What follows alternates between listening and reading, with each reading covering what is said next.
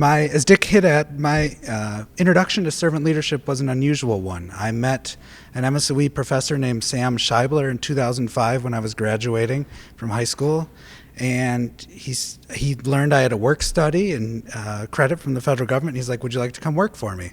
And it turns out he worked for the Pieper Endowed Chair of Servant Leadership at MSOE, and so that was my introduction of what is this, what are we doing, and a fair amount of my work there was just supporting him as a teacher and everything that an educator needs that also is trying to be a quasi-administrative role at the school.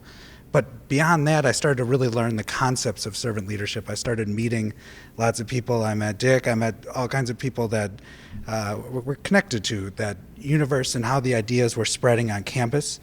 Dr. Scheibler brought kind of an entrepreneurial mindset himself to spreading servant leadership on campus, a startup mindset of let's try things. If they don't work, let's learn from them and forget them. And if they do work, let's repeat them, let's build on them. And so my friends and I, we had a lot of fun. We had servant leadership shirts. We wore them to keg parties. That did not work at all. But we also, fall of 2005 was a tough time for residents of the Gulf Coast. There was the Hurricane Katrina, and a group of us, under the auspices of the Office of Servant Leadership, went down in December to help rebuild in New Orleans, or actually what we were doing was help destroy houses that were mold infested.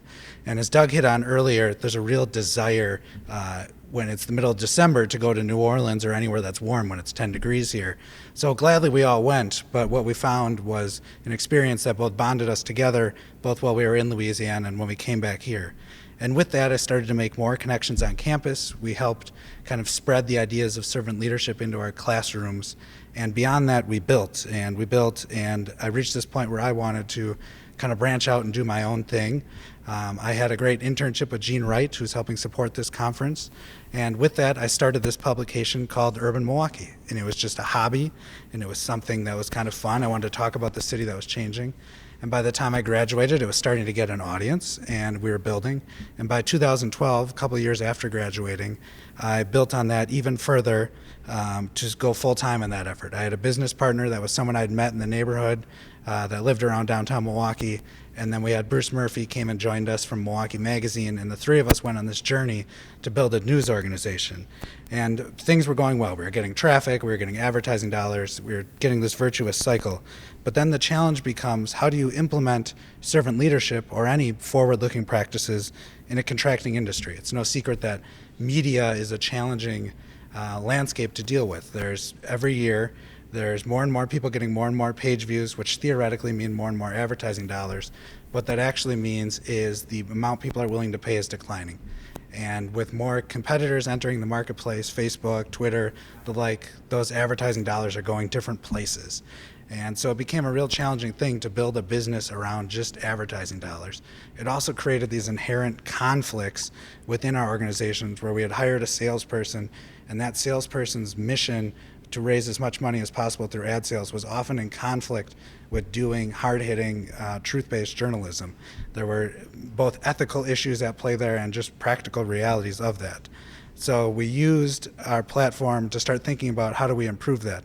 And what we hit on was an idea that really, I think, embeds the principles of servant leadership in our organization, both for our readers and for our staff, and that is to develop a membership-based system. I'm deliberately calling it membership and not subscribers because we view the people paying for our journalism as the people that are consuming the product, unlike a traditional journalism model where you are getting as many page views as possible, and those page views, those readers, are actually the product you are selling to advertisers.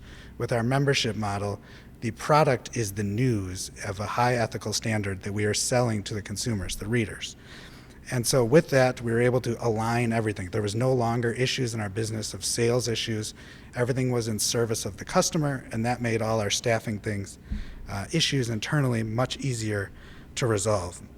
So we moved, and I call the existing news model a cigar butt model, and that's from Warren Buffett. The idea that you're taking the last couple puffs, we are trying to eke out the last couple dollars in this marketplace, and we're seeing the problems with that playing out right now when we look at things like Facebook, Twitter, how social media is working with the news media at the moment. Not that there's a deliberate collusion there, but just how the two interact in terms of you're writing headlines to get as many clicks as possible, and even if they're not necessarily the most accurate information. And we have to go back no further than 1 week to look how that plays out.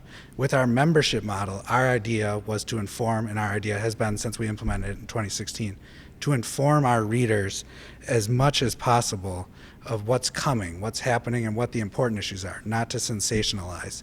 And with that in mind, what we were able to do was, instead of trying to determine who won the election in Wisconsin as soon as humanly possible, we wanted to more talk about what that process is. And what that looks like is, instead of this surprise ballots being dropped at 4 a.m. from Milwaukee, we were there on the ground at 10 a.m. that morning saying, there's this many ballots, they're expected to come in this window. We built on that to say, okay, there's now this many ballots by 8 p.m., they're going to come in this window, and they're to promote the integrity of the process and to be there firsthand to observe it, to watch it. So I think that's one of the ways we benefit from that. We look at that as redefining what the product is. The readers are our ultimate customers instead of the product that's sold. That model is not without challenges in the future. We operate without a paywall, which means you can get everything we do for free.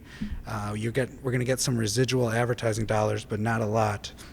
And with that, things become challenges. But we are happy that our servant leadership is kind of embedded within our organization now, even as we struggle to go forward figuring out things. How do we grow? What other challenges might be on the horizon, and how the rest of the news world evolves. So with that, I'll end and look forward to questions later.